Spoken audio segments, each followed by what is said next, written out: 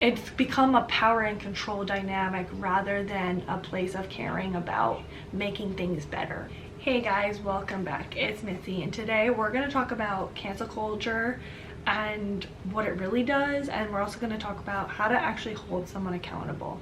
Before we get started, if you struggle with self-worth, or if you struggle with setting any type of goals, or you notice that you have low self-esteem, I highly recommend my free 6-page workbook that is linked down below.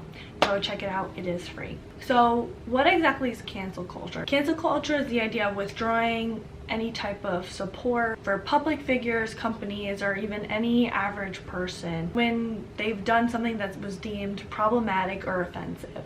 Accountability should mean calling someone out, encouraging growth, change, education, and understanding, but that's not always how it plays out. Here's where things get messy. In theory, cancel culture should be about holding people accountable, make them aware of their wrongdoings, and give them a chance to correct those wrongdoings. But in reality, it turns into a toxic mob mentality. Instead of meaningful conversations, it often turns to public shaming and bullying, and there's no space for having any type of dialogue. Oftentimes people use canceling someone as a way to project their anger or their insecurities or the things they don't like about themselves onto other people. They shame other people in the way that they're secretly shaming themselves, or they use it as a way to make themselves feel better about themselves. Like, oh, someone else, let me make them feel bad about themselves because I feel bad. Or it comes from a self-righteous place of, oh, I think I know everything, and if you don't have the same viewpoint of me, then you're bad. And here's the thing, obvious objective sexism, racism, all of those things, someone being a pedophile, all those things, those are objectively terrible things. Like, nobody is okay or about those things, and that's a lot of people's viewpoint, that it's disgusting. When someone is doing something wrong like that, of course the general public is going to shame them and be like, hey, that's not okay. But it becomes a toxic shame where you are now bullying this person into harming themselves. Sometimes it just comes down to just taking your support away. It's not just trying to push this person to want to end their life. Like, we should not be doing that. Everybody messes up and makes mistakes, and some people do genuinely learn and grow from it, and other people just continue to be that shitty person, and it's not always your job to make them not be that person. It's your job to just stay away. Don't support them. Don't go near that person. You want to focus your attention and time on people that genuinely care about growing, not people that continue to want to do bad things or be a bad person. Now, before you write an angry paragraph about how there's certain things that just piss you off, let me get into that. So what I was just talking about is the more severe, and yes, there are things that just are so disgusting they piss people off. Like, for instance, racism, that pisses me off. I find it foul, I find it disgusting. It makes zero sense to me how you're gonna judge someone based on the color of their skin and treat them differently. Doesn't make sense to me in any regard. That's generally gonna make someone angry, especially someone that is obviously dealing with it. I can't relate. I have family members that have related to that and have been discriminated against for the color of their skin. So I can see from an outside perspective. There's that, you're feeling angry because there's hurt, there's pain there, there's feeling rejected, there's fear, it's scary, like what could possibly happen because people are judging you based on the color of your skin. There's a feeling of being disrespected, and when your boundaries are being crossed or you feel like you're being mistreated in some sort of sense, of course you're going to be angry. So it makes sense to be angry with those extremes, and it's not because you're projecting or anything like that. You are hurt, but the way that you deal with that hurt matters a lot. When we're hurt, we want to cause harm to other people because we're coming from a really low place. It's painful, and like I said, there's all these emotions, fear, rejection, all these different emotions, and I'm not going to tell someone how to deal with being discriminated against. Absolutely not. I can't. That's not my place. What I will say though is if your goal is that like if you're dealing with any sort of, I'm not even just talking about racism, I'm talking about sexism, anything of that extreme. If your goal is to get the hurt out, then fine, then you get the hurt out and you want to cause harm to that person. That makes sense. But at the end of the day, wanting to cause harm to this person that doesn't care about growing or changing, they don't care about that hurt. So you're just wasting energy on this person when you more so want to direct your attention. If you do care about making a change, you don't have to care, but if you do care about making a change, then it's more important to direct those feelings of hurt into wanting growth and change and gearing it more towards people that are for you and actually care about growing and changing. And again, I'm gonna say this 700 times, it's not your job to make people grow, but if it is a cause that matters to you and you want there to be a change, then don't focus on people that suck and don't care and don't want to make amends and just ignore what's going on and just continue to do those bad things. Otherwise, if you stay in that hurt, you're just gonna focus on hurting. And that's what a lot of people have come to, is they stay in that hurt. The people that have been targeted, or the people that just want to hop on and because they're hurting in other areas of their life, they want to hurt other people. That's why cancel culture has become this thing where it's like people become this mob where they just want to drag people's names through the mud and cause harm rather than want actual growth, which is what we should really be aiming for and striving for. So it becomes your self-righteous, it becomes people who are in the cancel culture to become these self-righteous bullies rather than actually caring about creating a space for room and growth, because that's how we eliminate racism, sexism, pedophilia, all these things, is having those conversations and showing how wrong it is. So we're doing things the wrong way by trying to cause someone to harm themselves, or to take it upon ourselves to think that we're the ones who have to judge them so harshly and take care of it. No, it's not our job to do that. It's our job. It's not even our job. If you want to make it your responsibility to educate someone, that's completely different. Anyone who tries to cause harm to someone else doesn't care about the cause or making the cause better. They care more about projecting their hurt onto another person. It's become a power and control dynamic rather than a place of caring about making things better. It's really become where there's no redemption, because some people actually can redeem themselves. Like things change over time. Things that weren't okay back then are okay now, and things that are okay now are not going to be okay maybe 20-30 years from now. Like things are constantly changing. So holding someone accountable and seeing how they're growing now is more important than trying to cause harm to someone for mistakes. Not everyone's mistakes are out in the open. People do things every day and it goes unnoticed. The thing is, if they're a public figure and they're making money from that, you take your support away. Don't support that person. Don't go near that person. You don't have to relate to that person. You don't have to let them in. Don't let them in your mental sanctuary. Your mental space is really important, and who you let in matters a lot. If you let these terrible people into your mental space, they're clouding what's for you and what's good for you. This is for the people that show that they want to make a change and they want to make amends and they're truly sorry. This is for the people that see that that they've made a mistake. The reason why cancel culture has become this mob mentality of being a bully is because a lot of people feel good being on what feels like the right side of something. They feel like they have control in a situation where maybe they don't feel like they have control in their day-to-day life. But that sense of empowerment can quickly turn to cruelty. When people become a mob, it can be easier to dehumanize that person, the person that is being canceled. The person is being reduced to their mistake and nothing more.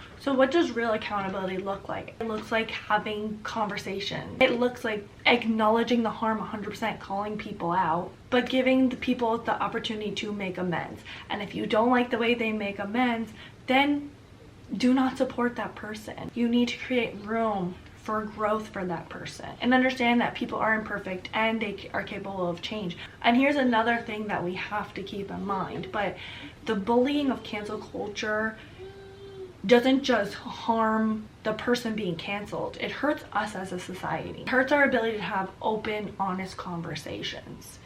It hurts our ability to actually grow as a society. So how do you genuinely hold someone accountable? One, you 100% call them out. Shame is not a bad thing. There's toxic shame where it's a whole other story, but the shame is here for a reason, and it's here to say, hey, that's society will not like you if you do this thing. So if you run out naked, that's not okay. Society is deemed like being naked is not okay. It's harmful to children, you know, it makes us uncomfortable, like, you know, that's how society is deemed, that's not okay behavior. So when you do that, you do get shamed. Like, people may not want to be around you, people may not like you. Shame is okay, and you do need to shame the person to some degree of like, hey, that's not okay to do that behavior. It's not okay to do this certain thing. Next, if you want to hold someone accountable, use facts, and they need all of the facts to fully understand the history of things, because every single person goes through different upbringings, and not everyone, like, when you're brainwashed to believe a certain thing, and you don't even think to educate yourself. So you need to be educated on why things are not okay. If you don't want to take the responsibility to educate someone, then you don't have to. You could just take your support away, but maybe other people want to educate this person and tell them why something's not okay. That's what holding someone accountable is calling them out and using facts to say, this is the reasoning of why it's not okay. And next, this is for the people that are showing openness. Show them some sort of like sympathy, empathy.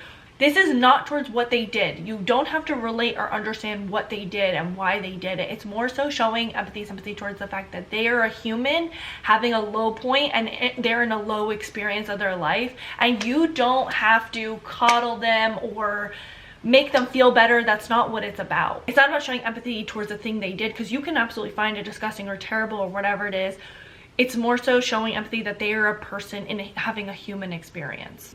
And I don't mean like you need to be like, oh, you know, I am okay with this person, that thing they did. Like, you don't at all. People do shitty things and it's not okay. It's more so, see, the empathy I'm talking about is like, they are a human at the end of the day, and unless they're a murderer or a rapist, or they do something so disgustingly foul, or maybe they use their words really disgusting, whatever it is, like, they still need to be seen as a human that is making a mistake.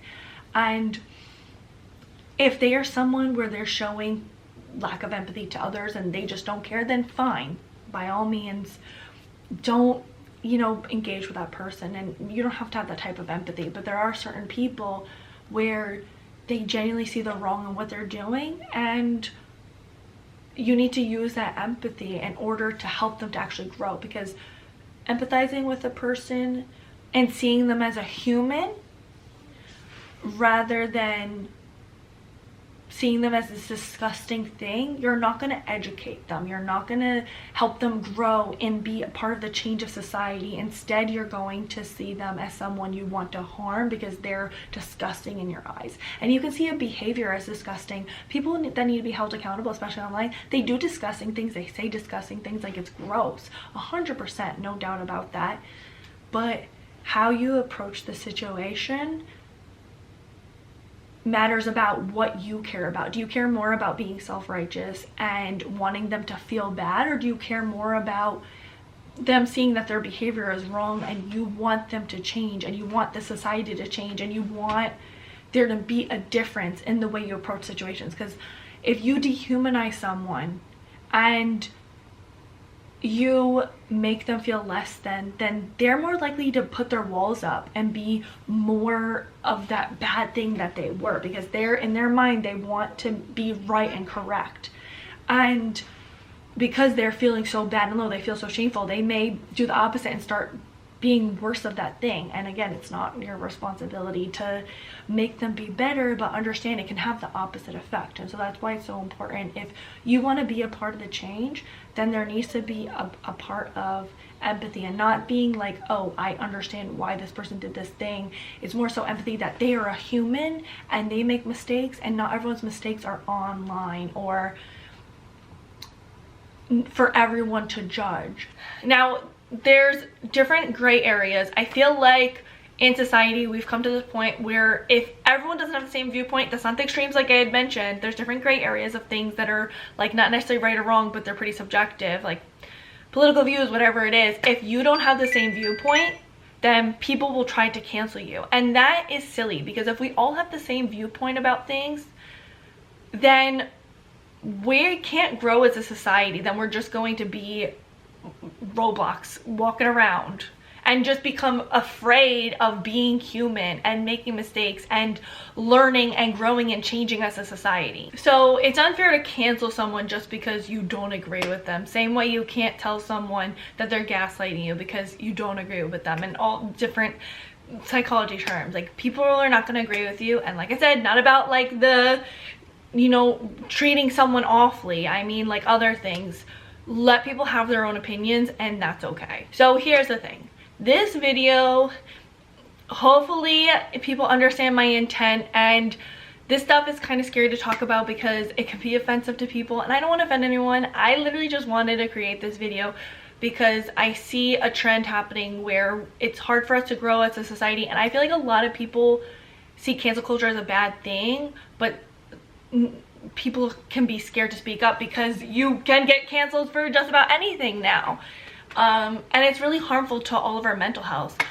We as a society, we do shitty things, and there needs to be room for growth. And I care more about wanting to see a society where we're not getting mistreated the way that we are getting mistreated, and different groups are getting mistreated, and there needs to be room for growth so people can change and realize like we need to stop mistreating each other. In reality, what happens with cancel culture is that it's just a time where people just like bully and shame someone to the point where they like go to the psych ward, or they go through a really bad period, and then they just wind up, the shitty people just wind up rising again because a new generation comes in, and those shitty people continue to just be shitty and staying online and whatever, it's online forever, and all those things are forgotten. They get forgotten over time. So we don't want to continue that. We want to be like, okay, take the support away from this person.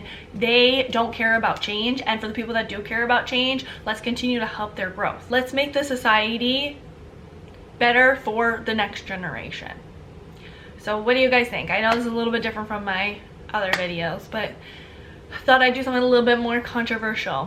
What do you guys think? Leave it in the comments below, and please don't forget to like, comment, subscribe, and share with someone that you think may need it. Until next time, thanks for watching. Bye guys. Yo, I'm low-key scared. It's not like a ton of people watch my videos, but I'm low-key scared of people being mad at me. Just know my intentions are pure. I love everybody. I don't want harm. I just want society to be better. Okay, don't cancel me. I don't know everything. I'm open to change. I don't know. Just okay, bye. Oop, there it is.